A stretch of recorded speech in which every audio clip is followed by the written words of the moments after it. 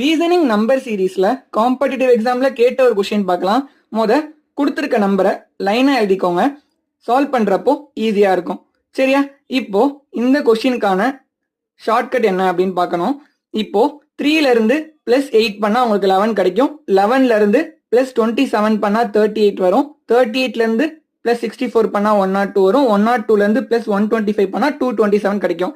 இப்போ 8 பாருங்க, 2 கியூப் பண்ணா உங்களுக்கு 8 கிடைக்கும். 3 கியூப் பண்ணா உங்களுக்கு 27 கிடைக்கும். நெக்ஸ்ட் இந்த ஆர்டர்ல 4 கியூப் பண்ணா 64, 5 கியூப் பண்ணா 125. பாருங்க, ஒரு ஆர்டர் கிடைச்சிருச்சா? அப்போ 5 கியூப்க்கு அப்புறம் என்ன கிடைக்கும்? 6 கியூப்.